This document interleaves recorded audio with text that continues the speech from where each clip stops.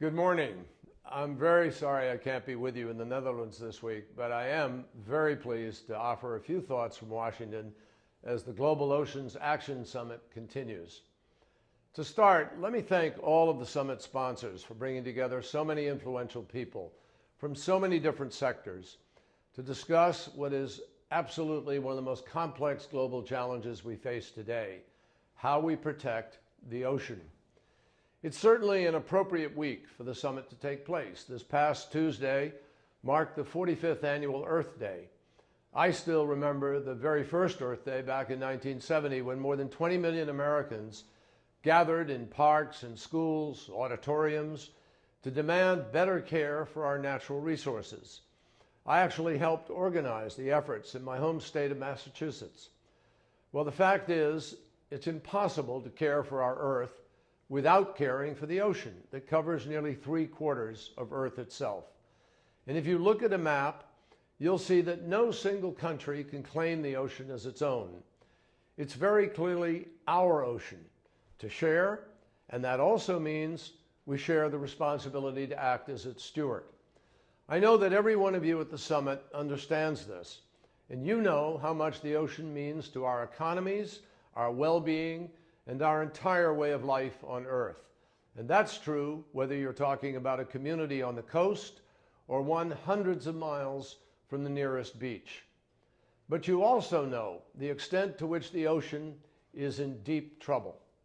First, we have record pollution that's contributing to hundreds of dead zones around the globe, places where life in the ocean simply can't exist. Second, yet another deeply troubling part of climate change: the ocean is absorbing enormous amounts of carbon dioxide, and that is changing the chemical makeup of the ocean and causing it to acidify and then eat away at coral reefs, shellfish, and more. And third, today too much money is chasing far too few fish.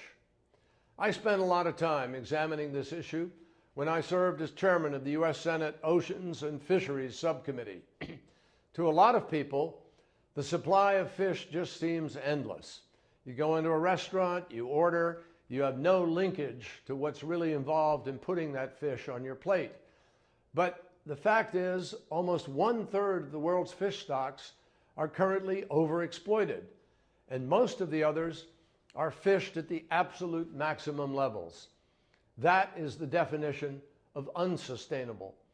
Obviously, this is horrendous news for the hundreds of millions of families around the world who depend on income from fisheries to feed their children and pay their bills. But it's also a major threat to global food security. More than 1 billion people rely on fish as their primary source of protein. Most of these people live in the poorest, least developed countries, where other protein options are either too limited or too expensive for the average family to buy. Now, addressing all of these challenges obviously isn't easy. But the good news is we know what kind of steps we need to take if we want to honor our responsibility to leave behind a healthy and vibrant ocean for future generations. With overfishing, for example, part of the problem is that a huge chunk of seafood caught around the world is obtained in ways that are illegal, unreported, or unregulated. So one solution is to have government policies that only allow seafood into markets if there's proof that the seafood was captured legally and in a way that you can trace. This would help us to level the playing field for honest fishermen, while at the same time protecting fish stocks around the world.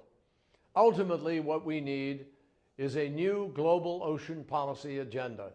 And the kind of clear and comprehensive agenda I'm talking about cannot be developed without the input of governments, the private sector, civil society leaders, and other stakeholders around the world. That's why I am so grateful that the Global Oceans Action Summit is taking place. And that's also why on June 16th and 17th, I'm convening a conference here at the State Department in Washington. I'm inviting international leaders from all different sectors to help build consensus around ways to better protect the ocean. And we really want as many people as possible to be involved in that effort. We're going to stream the conference online, and we will include a number of ways for folks to participate via social media. My friends, protecting the ocean isn't only an environmental issue. It's an economic issue. It's a global health issue. It's a food security issue. And above all, it's a moral responsibility. So I look forward to hearing what comes out of the Global Action Summit, and then to carrying your ideas forward here at the State Department in June. We all need to work together on this challenge. The only way we can possibly meet the challenge is for all of us to come together on a global basis and put in place policies that are sustainable. Thank you very much, and I look forward to seeing many of you here in June, hopefully.